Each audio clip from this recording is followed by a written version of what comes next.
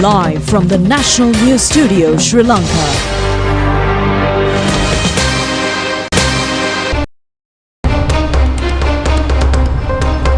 Bringing you the news from Sri Lanka and across the world, it's your national news broadcast on Sri Lanka Rupavahini Corporation. I'm Siobhan Pereira. I'm Delanjali Ananda, and these are your top stories for tonight.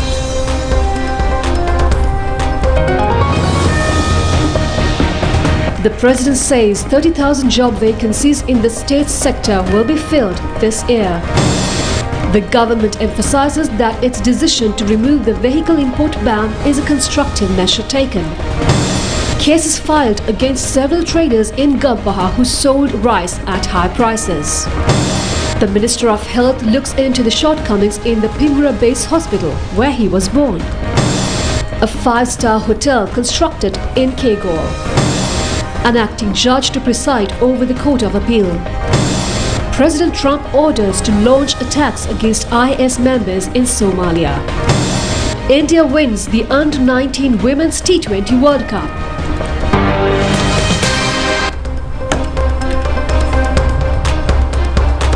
Now for those and other stories in detail. President Kumar Dissanayake says that the process has been started to recruit 30,000 government employees. Now, the President added in a public meeting held at Pulpitigama yesterday that recruitment would be conducted following a competitive examination in order to fill vacancies based on qualification. Several public meetings in a series of meetings on the theme A Rich Country, A Beautiful Life was held yesterday in Kurunegala. A large number joined the meeting organized by the National People's Power. The President at a meeting stressed the point that during his tenure, steps will be taken to alleviate poverty. President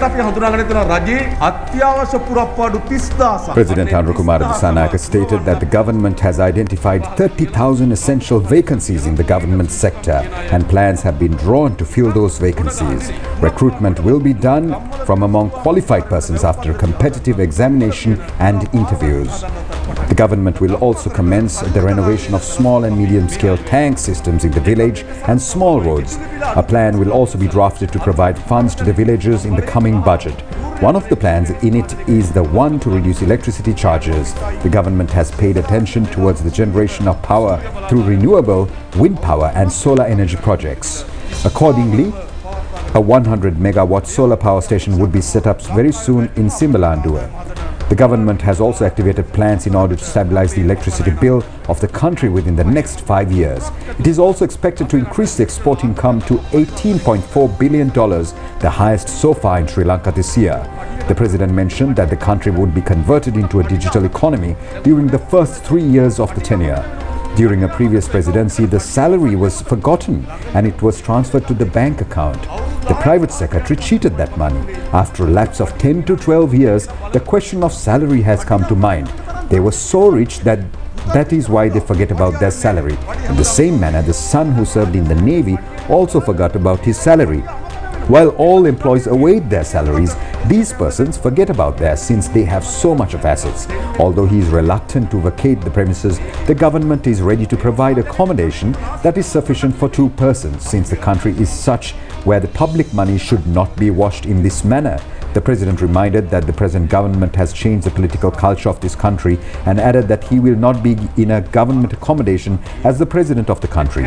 He also said that he will inform his private secretary that after his retirement that no accommodation security should be provided. Do we need this old-fashioned political culture, he questioned. The people requested to change the system and the present government will do it.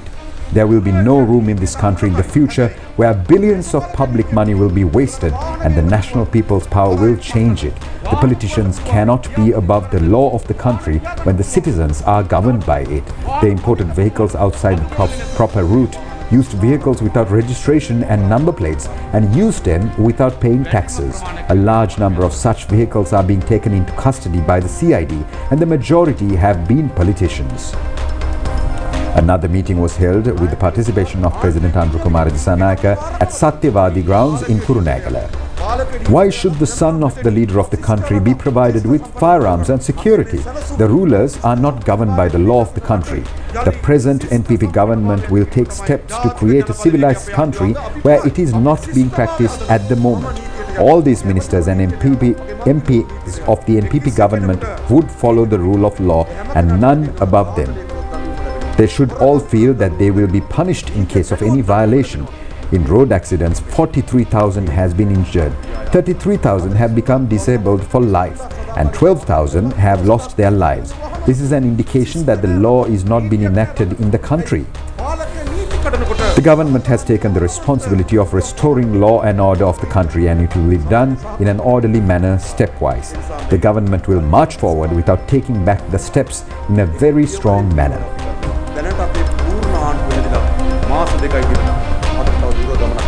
මේ මාස කීපය අපි තාමත් ශක්තිමත් පියවර ඉස්සරහට තියලා දිනවා. මේ පියවර අපි ආපසු හැරෙන්නේ නැතුව ශක්තිමත්ව ඉදිරියට ගෙන යන පියවර බවට පත් කරනවා. 3 children who won gold medals at the International Olympiad were also rewarded by the president at this occasion.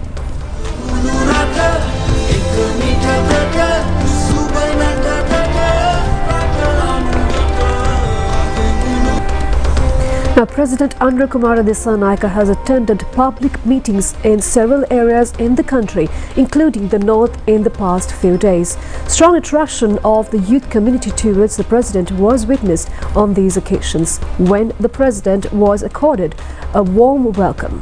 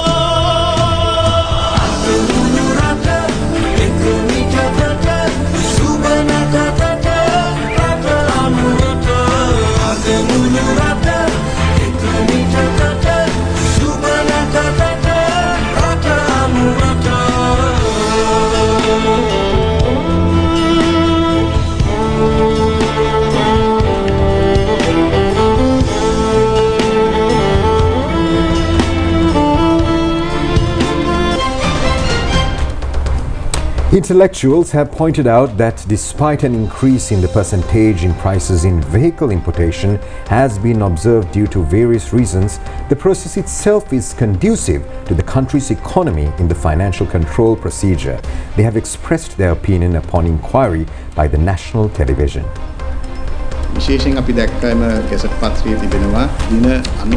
Economic analysis Economic analyst Dhammika Samaravikrama said that they have seen special clause in the Gazette notification that was the imported vehicle should be registered within 90 days. If that does not happen, the vehicle will be re-exported.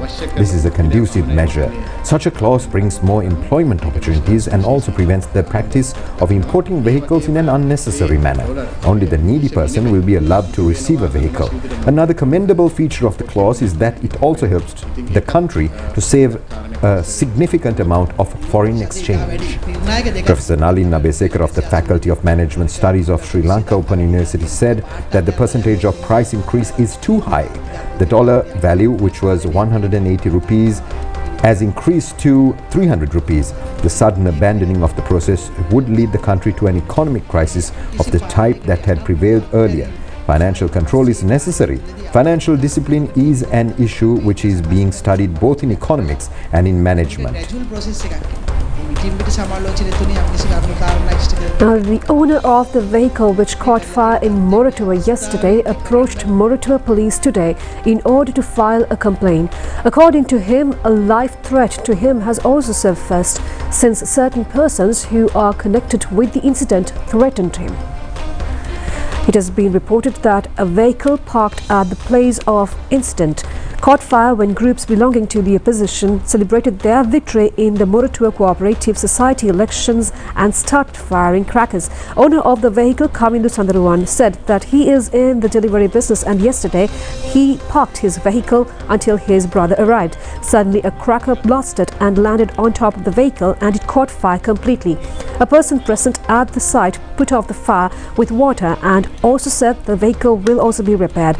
Nothing happened afterwards and he has been threatened on the occasion and now there is a threat on his life. He said that he had to complain the incident to the police. According to the coordinating secretary of the Ministry of Justice and National Integration, Nishantha Fernando, observed that the government was able to avoid the culture of firing crackers after the last presidential and general elections to celebrate their victory. But certain quarters are trying to activate the same culture again.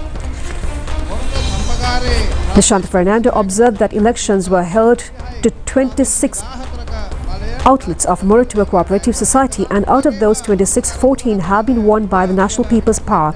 The remaining 12 outlets have been won by those involved in the incident.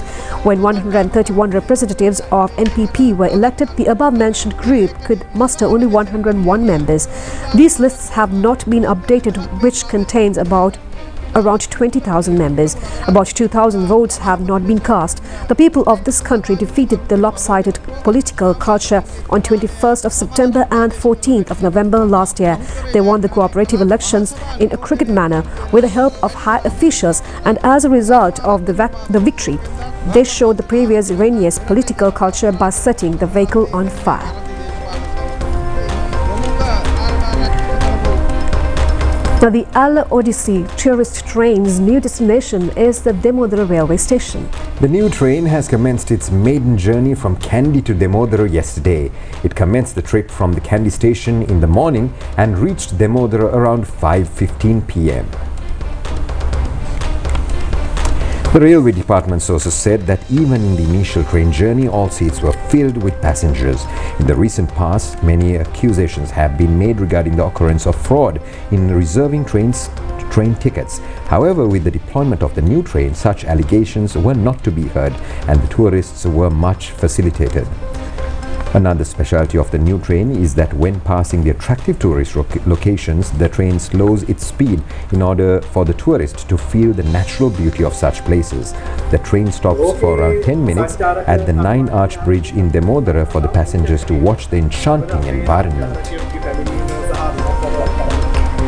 Minister Dr. Nalin Vijayathy says that all products and raw material in Ayurvedic medicine and beauty culture area has to be regulated in order to provide qualitative products with standards to the people.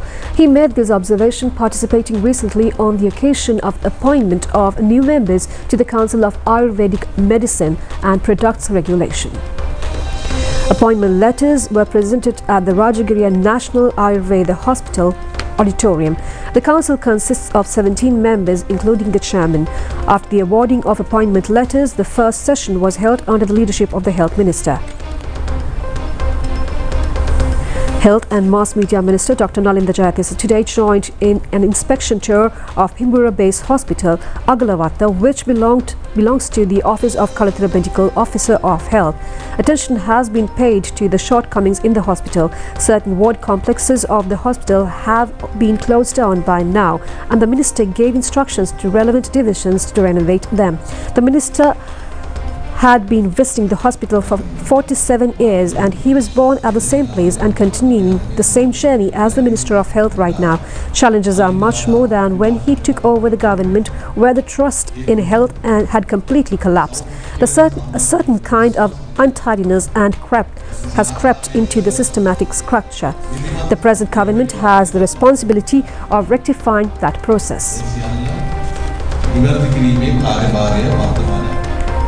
Now, just 2 days remain for the celebration of the 77th National Independence. The national television has inquired on this year's Independence Day commemoration from a veteran person. Professor Raj Somadeva of the Postgraduate Institute of Archaeology of the Kelaniya University said that people from Dondra Point to Point Pedro have raised in one voice of their willingness for a change. This has paved the way for the country to have better infrastructure facilities. The citizens must work as one group, disregarding differences based on their race and color for their development and freedom. This is the message that all must keep in their minds. The people should not move towards any objective that would obstruct the priorities in any manner.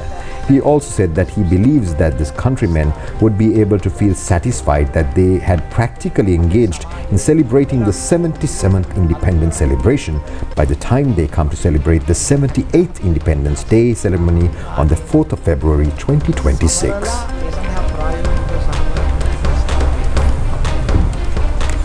Now, a five-star hotel is being constructed on the hilltop of Udatimbiriya in Naragala, Kegol. It is Sri Lanka-Sweden joint project costing $40 million. A Sri Lankan businessman and a group of Swedish investors have signed for the relevant agreement yesterday. The hotel is a 100% carbon-free project. It is comprised of 100 rooms and is also consisted of a hotel training school affiliated to the Hotel Guest Treatment University in Sweden. Only Sri Lankan nationals are recruited for jobs in the hotel. Managing Director of Argo Holding Private Limited, Upendra Karnaratna, says around 1,300 direct and indirect employment opportunities are expected to be created. So one of the main objectives of this project is to give empowerment, we can say, to the local community. They should play a very important role in this project by, for example, supplying the skills they have, and we want with this project to upgrade it. You know, you mentioned about the honey and so forth, so we hope we can bring the latest know-how, how to supply the highest quality of honey and other food products to this five-star hotel, meeting the five-star, but also they should be able to supply to the other five-star hotels in Sri Lanka and also outside. So we want to also establish the local industry, but also to export the excess. Then the skills development, as we said, marketable skill development, whereas again there is a need to bring foreign know-how because they are ahead from Sweden, from Switzerland, so we are very hopeful that we will be able to establish an academy here which will give to the youth, both the male and female, to develop their marketable skills. Today is World Wetlands Day. A ceremony to celebrate the day was held at the Wetlands Garden premises in Gotatua.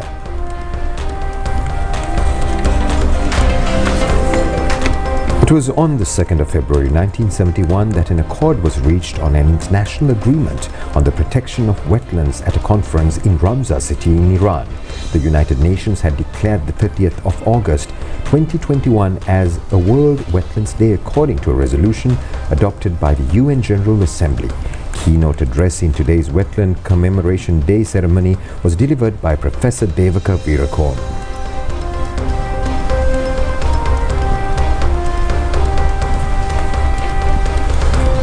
Justice Mohammad Lafa Tahir has been appointed as the acting President Justice of the Court of Appeal and took his oath today before President Andrew Kumar Dissanayake at the Presidential Secretariat. Justice Mohammad Lafa Tahir is the senior most judge in the Court of Appeal. The appointment follows the pre-retirement leave of Court of Appeal President Justice Bandula Karnaratna, which has been accepted by President Andrew Kumar Dissanayake. This appointment will remain valid until a new President Justice of the Court of Appeal is appointed as per the Constitution.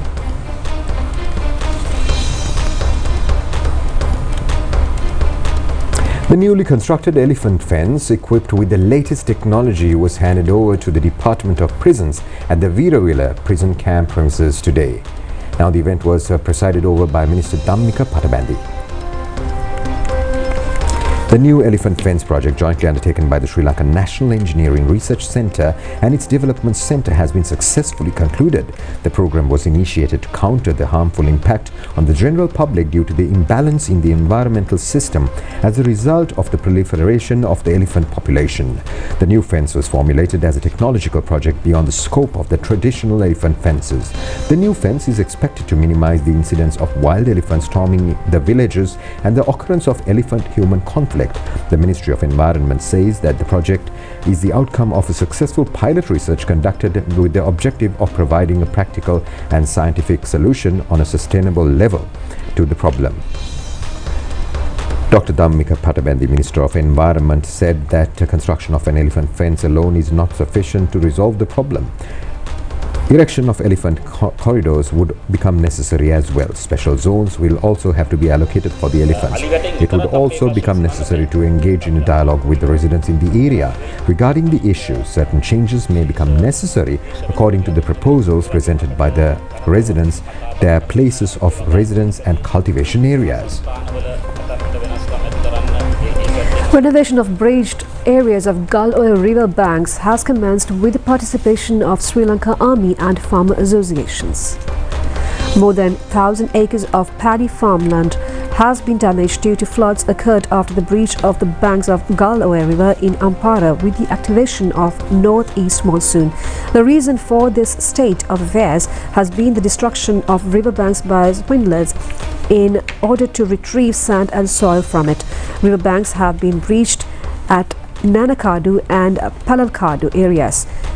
These areas are being temporarily renovated by stacking sandbags right now.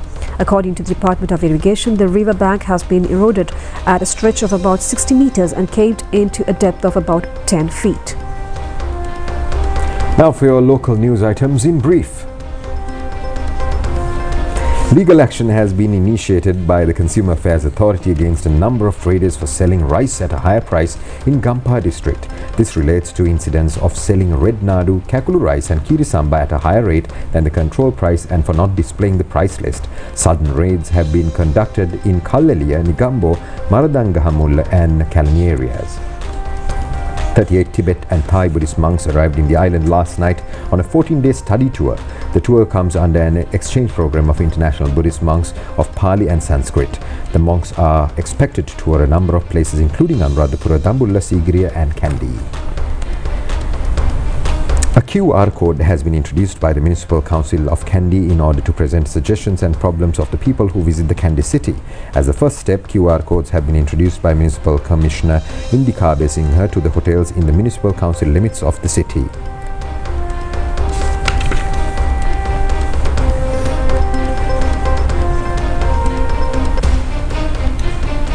An on-the-spot inspection of the proposed future plan under a plan drafted by the University of Peradeniya has been conducted recently in order to prevent the flooding of Akurana and Ambagahatanna towns following heavy rains. Attention has been paid to solutions which can be reached on a short-term basis. An alternative suggestion was also presented to release the water accumulated in the town through a canal to the Mahaveli River.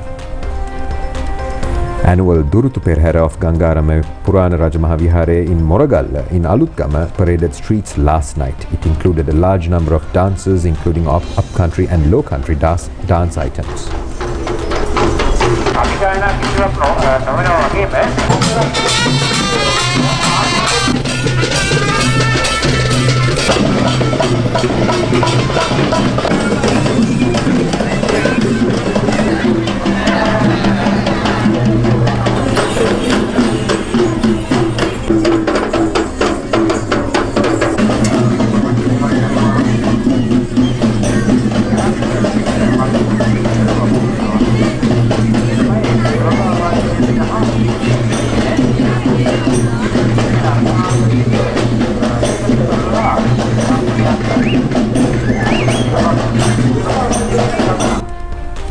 It's time for a short break. Foreign news on the other side.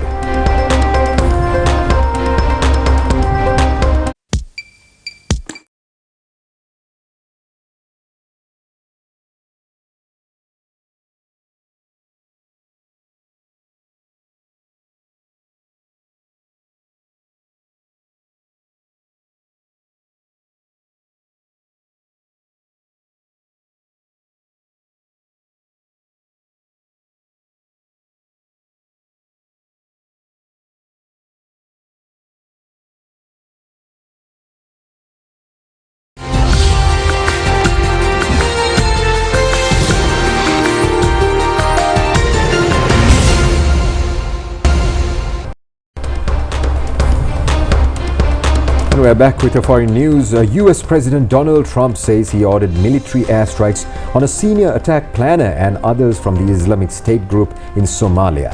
In a post on X, the Office of President of Somalia said they had been informed of the US strike targeting senior leadership in the leadership in the northern part of the country. Trump did not name any of the people targeted in strikes. In a post on X, the Office of Somalia President Hassan Sheikh Mohammed said he acknowledges the unwavering support of the United States in the fight against international terrorism and welcomes the continued commitment under the decisive leadership of President Donald Trump. The post also said the latest operation reinforces the strong security partnership between Somalia and the United States in combating extremist threats.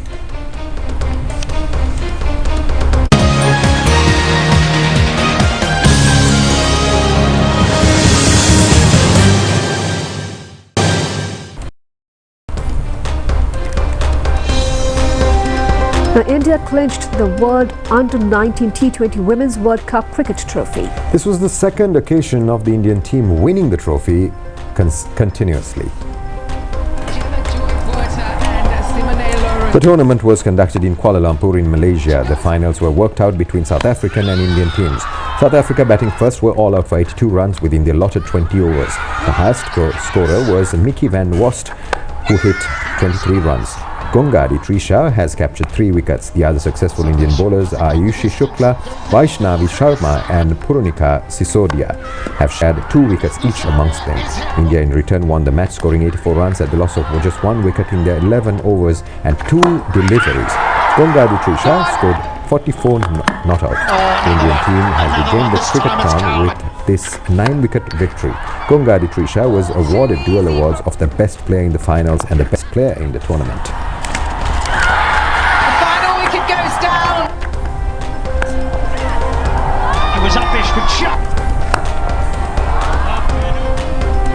And that was a look at your news here at Sri Lanka Rupavahini Corporation. I'm Siobhan Pereira together with Dulanjali Ananda. Wish you a pleasant evening and a great week ahead. Good night.